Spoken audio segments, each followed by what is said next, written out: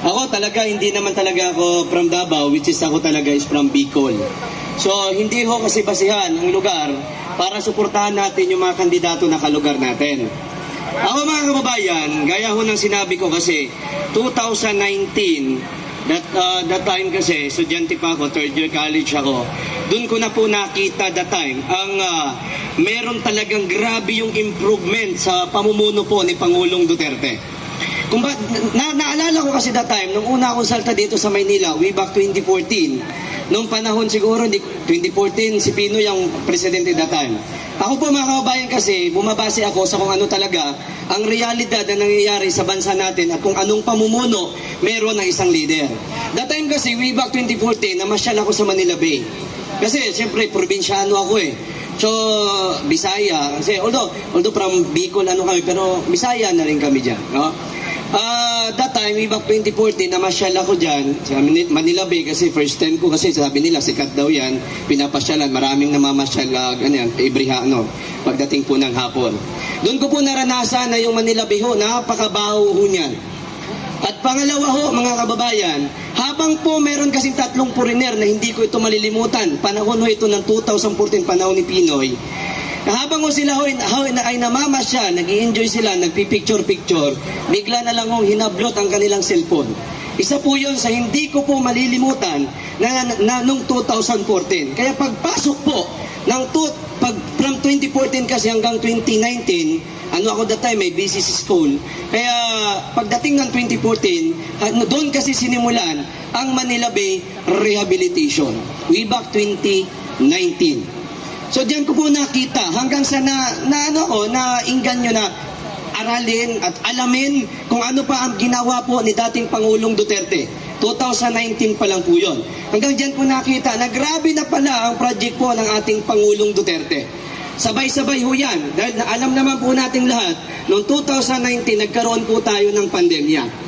Okay, dyan mga kababayan, ng time ho na yan, kahit po may pandemya ho tayo, tuloy-tuloy po ang build ng Duterte administration. Nag-aaral ho ako noon, nagko-cover ho ako ng mga project po ng Duterte administration. Ang MRT1 from Baclaran to Cavite, itong Marikina Rehabilitation, tsaka sa Boracay at MRT 7 from Commonwealth Avenue, Quezon City. Marami pa ho, Skyway. Marami ho kaming kinover that time. Kung isa-isahin ho natin, napakarami, hindi ho matatapos ngayong gabi yan. Mga kababayan, nung time ho na yan, dyan ho ako talagang sobrang napabilib po kay Pangulong Duterte. Hanggang dumating po sa time, nag-cover din po ako ng Manila Bay Rehabilitation. Diyan din yung mga NPA ho na yan, diyan ho sila, nagrarally sila dyan. Nakita ko dyan palagi si Raul, dyan ho sila nagrarally yung Kabataan Party List. Sabi ko nga itong mga tao nitong tatangan nito, alam nyo kung bakit? Yung Manila Bay ho, mga kababayan, ano sabi nila? With money daw, sabi ho nitong mga tulunggis ho na ito. Alam niyo mga kababayan, yung Manila Bay ho na yan, panahon ho nila, hindi ho nila binigyan ho ng pansin. Napakabaho ho. Kung mayroon po tayong mga bisita galing ho sa ibang bansa, siyempre yung Manila Bay, unang-una nilang pupuntahan yan. Kasi nandito yan. Malapit yan dyan sa airport, nandito yan sa NCR. So nakakahiya, di ba? Na kung mayroon ho tayong mga bisita galing sa ibang bansa, makikita, ganito pala. Ganito yung Pilipinas dahil ang dumi ho niyan. Pag dumano kayo sa Ruas Boulevard, dyan nyo po, talagang maamoy nyo. Pag dumana kayo sa Ruas Boulevard, alam nyo nang natatapat na kayo sa Manila Bay. Dahil nga po, napakabaho ho niyan. Diyan po kami nagsimulang mag-survey kung ano ho yung mga masasabi ng sambayanang Pilipino sa pamumuno po ni Pangulong Duterte. Kasi ako bilang ang Pilipino, gusto ko rin pong malaman kung ano ang pulso ng sambayanang Pilipino kung sila ba ay approve para sa kanila ang naging pamumuno ni Pangulong Duterte. Diyan po kami nagsimula. Pinagtanong na rin po namin ang war on drugs po ng Duterte administration. Lahat po yan. Kung ano po ang kanilang masasabi sa mga in-implement po ng Duterte administration. Alam niyo mga kababayan, alam niyo 90% to 95% po, hindi ho yan nagbago. Hanggang po sa pagkatapos ng termino ni Pangulong Duterte. Basic lang, sabi ho nitong mga loyalista ho. Alam nyo, bilib ako dyan dati sa mga loyalista eh. Ay, totoo ito. Kasi bilang hindi ko naman talaga naabutan ang pamilya, ang pamumuno po ng, ni Marcos Sr., nagtatanong-tanong kasi ako sa matanda, sa mga senior, kung ano bang mayroong pamumuno si senior noon. Sabi nila okay naman daw. Sabi ko ng mga senior yun lang po yung binasihan ko mga kababayan. Nung panahon ho nung ito pong tumatakbo po ito si Marcos Sr. Hanggang po sa dumating, alam niyo mga kababayan, basic lang yan Sabi nitong mga pulangaw ho na ito, gahaman daw sa kapangyarihan ng mga Duterte. Sabi ko nga, sana naging gahaman na lang sila. Sana naging gahaman na lang sila para yung bansa natin tuloy-tuloy ang pag-unlad. Kasi basic lang yan Paano mo sasabihin na gahaman sa kapangyarihan ng mga Duterte, which is hindi nga tumakbo si Vice President sa pagkapangulo? Asan doon yung logic? Ibig sabihin to mga loyalista na ito, alam nyo, mga tanga yan Sa totoo lang even yung mga bumabanat kay Pangulong Duterte, paano mo masasabi ang mga Duterte gahaman sa kapangyarihan, which is alam mo natin na kung tumakbo si Vice President Sara Duterte nung panahon ng 2022, 101% mananalo ho siya. Isa pa mga kababayan, kung hindi po naging approach sa sambayanang Pilipino ang naging pamumuno ni Pangulong Duterte, sa tingin nyo kaya si Sara Duterte ibubuto ng sambayanang Pilipino? Hindi ibubuto yan. Kung sa palagay ho ninyo ay hindi ho naging satisfied ang mga tao sa pamumuno po ni Pangulong Duterte, dahil sa naging satisfied ho sila, break the record, si Sara Duterte po ang siyang nakakuha ng pinakamataas na boto sa buong kasaysayan ng ating bansa. Kaya asan yun? Asan, di ba? Paano natin masasabi na gahaman ang pamilya Duterte? Bagkus alam ho natin yan mga kababayan. Isa pa, itong mga kanina, ang dami dito. Gaya na sinabi ko, yung mga vlogger na yan, marami dyan, kanina maraming paaligid-paaligid dito. Yung kasama ko nga, nagkaroon pa ng diskusyon doon, yung isang vlogger. Panahon nun ni Tatay Digong, mga kababayan, lahat to ng vlogger ay sumusuporta kay Pangulong Duterte. Wala pong vlogger noon. Although mayroon parang isa, dalawa lang yung vlogger noon na umaatake yung mga vlogger ng Dilawan Wala naman kasi wala naman views Not interested naman yung tao manood sa kanila. Kaya wala talaga may vlogger sila, isa, dalawa. Samantalang yung mga vlogger po na bumabanat kay Pangulong Duterte, noon pa yan, kilala ko na sila. Noon pa yan, kasama ko na sila. 2019 hanggang sa natapos ang termino ni Pangulong Duterte. Kaya nagtataka ho ako. Nung ito na po ngayon, nagsipagbaliktaran mo sila. Diba, binabanatan na po nila si Pangulong Duterte. Sabi ko, ano ba to? Pira-pira lang talaga. Ano ba to? Sabi ko nga, alam mo ano sabi? Ito, kaibigan ko Pero nandun sa kabila, ano sabi sa akin? Nagkita kami. Accidentally lang, hindi namin pinag-ano na magkita kami. Accidentally, nagkita kami. Ano sabi sa akin? Bro, pasensya na. Kailangan ko ng pera kasi may pamilya ako. Diba? Kaya mga kababayan, yung mga vlogger na bumabanat kay Pangulong Duterte, gaya na sinabi ko sa inyo, mga bayaran yan. Mga kilala ko yan. Kung i-stock po ninyo ang mga old videos po nila, halos lahat po yan, sumuporta, pumore, simula sa pagkaupo ni Pangulong Duterte hanggang sa natapos po ang kanyang termino. Alam niyo po mga kababayan, nabanggit ko na ito doon sa kabila, nung ako po nagsalita, meron din pong nag-offer sa akin. Totoo po ito. Kung kay Banat Bay, 500, ang sa akin po, 200. Sabi ko nga po sa inyo mga kababayan, kung ako po, ang aking puso ay wala dito, wala sa pagmamahal sa mga Duterte, bagkus alam naman natin na sila ang tumutupad po para sa taong bayan. Binabanatan ko na sana ang mga Duterte kung bayaran ho ako. Di ba? Ano ang kondisyon sa 200,000 a month? Ano ang kondisyon? Banatan ko si Pangulong Duterte. Banatan ko si Inday Sara Duterte. Pangatlo, purihin ko ang mga tambaluslos. Mga kababayan, hindi ho ako takot. Kasi, alam niyo po, lahat po tayo mamamatay. Ilang taon from now, wala na po tayo lahat dito. At pagkatapos po ng buhay natin dito, haharap po tayo sa hukom na walang bias. So, di ba, pagdating mo doon, aanga-anga ka, hulog ka sa impyerno. Diba? Pabayaran ka dito sa lupa para siraan yung tao na batid natin na sila ang gumagawa ng tungkulin para sa inang bayan, para sa sambayan ng Pilipino. At isa pa mga kababayan, ito ngayon ko lang to sasabihin, para sa kaalaman ng lahat, si Abante, lagi kasing sinasabi ng, although na pag-uusapan kasi ito sa simbahan, ako po, nandito ako para sa katotohanan at para sa tao na tumutupad ng tungkulin para sa inang bayan. Ako po kasi, para sa kaalaman ng lahat, baptist po ako. Alam niyo po, kabayan, ito po ay talking about the reality. Baptist po ako. Kaya nakikita ko, naisip ko nga, ano bang mga Duterte supporters, nagagalit ba sila sa mga yun, naisip ko lang po yan, na ano ko lang sa utak ko. Kasi mga kababayan, itong si Abante pasensya na hindi ko alam kung mapapanood din ito ng pastor ko, Tapos evening. Si Abante kasi mga kababayan, di ba, binanatan niya si Pangulong Duterte. At sinabi niya na, ako, marespeto talaga ako sa mga pastor. Naging leader din ako kasi sa church. Respeto ko talaga yung mga pastor. Pero dito kasi mga kababayan kay Abante sa totoo lang every time na lumalabas siya sa news, sinisend din sa amin, sa GC namin, sa church. Sabi ko, ano to? Tapos marami nagsasabi, Baptist. Lagi nang sira. Sabi nga ng mga kasama ko doon sa church, nasisira yung Baptist dahil kay Abante. Totoo po ito. Pastor, pasensya na po. Ako po nagsasalita lang. Hindi kasi ang pastor ko kasi, siyempre, ang kasi namin is talking about unity sana ng sambayan ng Pilipino. Tayo naman, nag-unity naman tayo. Sila lang ang ayaw kasi gumagawa sila ng hindi tama para sa atin. Kaya tayo, unity talaga tayo.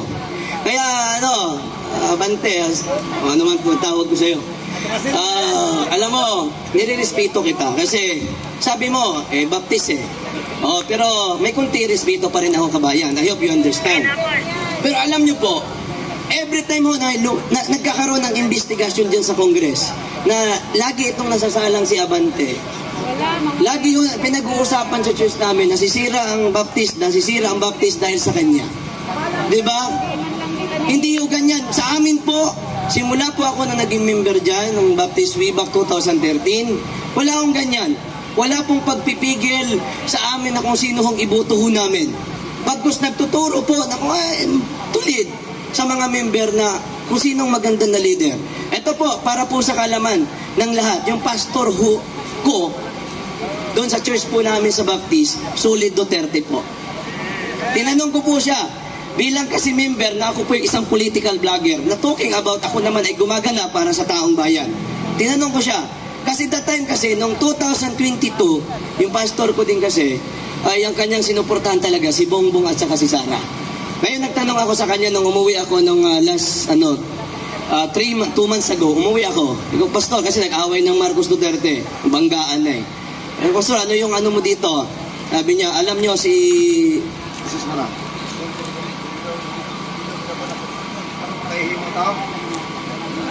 Ang purtulit daw ay hindi daw binaba. Nakakalungkot naman.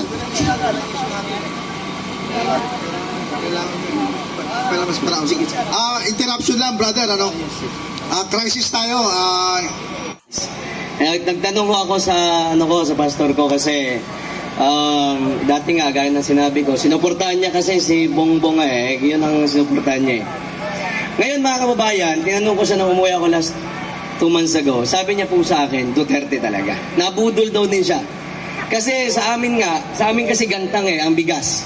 That time daw, ni panahon ni Pangulong Duterte, nung nagkaroon ng pinakamahal na nabigas sa amin, yung gantang, yung gantang sa amin, yung pinakamahal, 80 Ngayon kasi kay Bongbong Marcos, gantang kasi sa amin, siguro ang laman ng gantang is 2.5 siguro. Correct me if I'm wrong at may nakakalam dito. Ngayon mga kababayan, sa amin kasi, panahon kasi ni Pangulong Duterte, umabot lang po ng 80. Pero ito, nung umuwi ako, alam nyo magkano? 150. Magkano 1 tinaas, di ba? So nabudol talaga tayo. Kasi yung akala ho natin, mga kababayan, na kahit, hindi na, although malabo yung 20 malabo yun Pero sana kahit bumaba lang naman ang bigas, pero ang panahon ni Bongbong Marcos ay lalong nagtaasan ho itong mga presyo ho ng bilihin. Diba? So, napudulo tayo. At isa pa mga kababayan, paano namang hindi mag-react ang sambay ng Pilipino? Nagkalit-chilit na nga, nagkataasan na nga yung itong presyo ho ng bilihin ho dito sa bansa po natin. Itong Congress, itong mga alagad ni De Junior, nakapokus pa po sa mga Duterte kung paano ho nila durugin. Paano ho nila pabagsakin ang mga Duterte. Sino ba namang hindi magagalit yan? Hindi magagalit ta ngayon. Diba? Sino ba naman ang hindi ma-high blood niyan? Na sana, diba, maging masaya sana tayo eh. Kung nakapokus, lahat naman tayo eh. Hindi naman natin to ginusto eh. Lahat naman tayo, ayaw natin ng ganito eh. Lahat tayo, kaya nga binoto natin si Bongbong. Alam ko maraming bumoto kay Bongbong because katandim siya ni Zara, ni Vice President.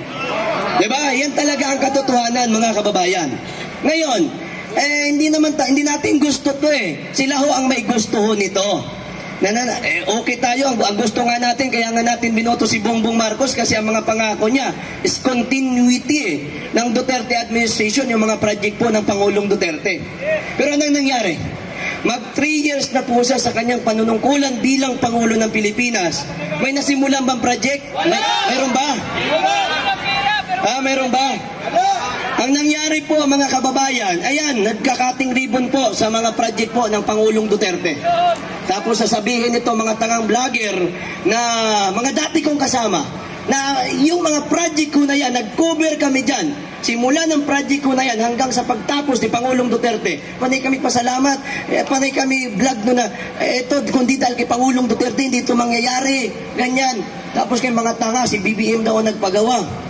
Sabi ho ng mga kung stock niya mga vlogger na yan na bumabanat kay Pangulong Duterte, makasamahan ko lahat yan. Kung tingnan nyo yung mga old videos po nila, mga pinupuri nila si Pangulong Duterte dyan. Ayan, nakakabukas lang ng ng LRT1, yung galing sa Baclaran, yung papunta sa Cavite, hindi na nadugtungan yung release. Alam niyo ba, bago matapos ang termino ni Pangulong Duterte, yung pinakahuli pong girder ba tawag doon? Yung girder correct me if I'm wrong. Yung pinakahuli po doon, kinubero namin yon hanggang sa natapos ang termino ni Pangulong Duterte.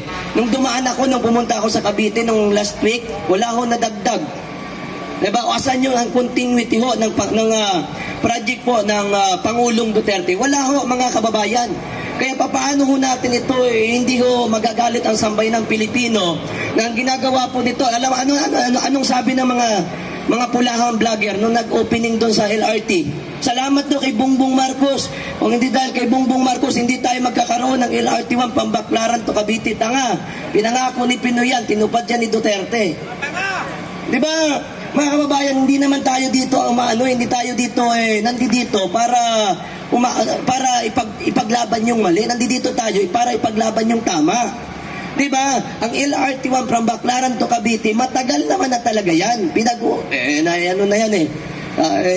Matagal na yan pinag-uusap-usapan na ilang at presidente na Pero tanging si Pangulong Duterte lang talaga ang mayroong kamay na bakal na napagawa yung LRT1 ho na yan. Pero hindi na nadugtungan. Paano na ngayon? Nainangkin diba? Inangkin nga, inangkin ng mga Sabi ng vlog, na nag-opening doon, nandun sila, mga kasama kong vlogger na dati. Salamat daw salamat kay kay Bongbong Marcos, kay PBBM. Sabi man ng mga tanga na na nagko-comment, oo nga, yan, great leader, sabi, bubo. Tanga-tanga nyo talaga, nakakagigil no. Pwede ba mamuhay lang tayo sa kung ano talaga ang reality? Huwag na nating buhatin yung bangko ni Bongbong Marcos para lang sa pera. Alam nyo ba yung mga pera na natatanggap nyo dyan? Ilang libong mga tao ang sinisira nyo? Diba? Hindi naman pera ni Bongbong Marcos yung binabayad sa inyo. Pera namin yan.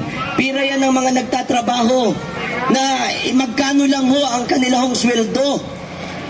Ngunit yung pagtaso ng mga bilihin sa panahon ni Bongbong Marcos ay grabe ho mabilis ho ang pagtaso, mga kababayan. Magkano ang dollar?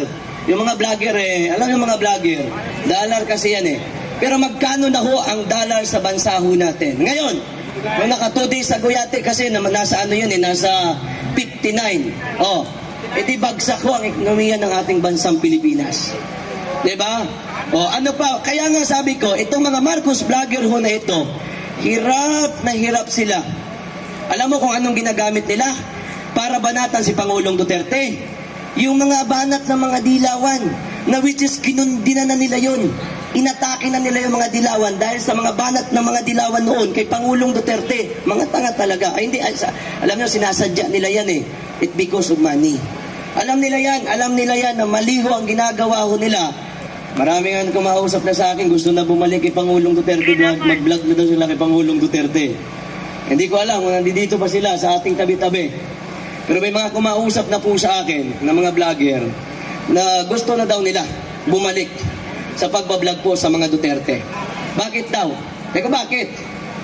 Hirap daw ipagtanggol si Bongbong Marcos. Vlogger niya nagsabi niyan. Totoo yan. Alam po yan ng ating pong Panginoon. Totoo po ako, hindi po ako dito sisinungaling. Oo, totoo yan. Sabi ko nila, hirap po silang ipagtanggol si Bongbong Marcos. Kasi wala daw talagang proyekto si Bongbong Marcos. Diba? O kasama ko dati yan. Kasama ko yung Pangulong Duterte. Bumaliktad, gustong bumalik. It because, dito kasi sa mga vlogger na mga DDS, ang dami ho kasi namin talaga viewers. Dahil yung mga tao kasi, interesado talaga pag-uusapan ng mga Duterte. Pero yung mga vlogger, wala yun.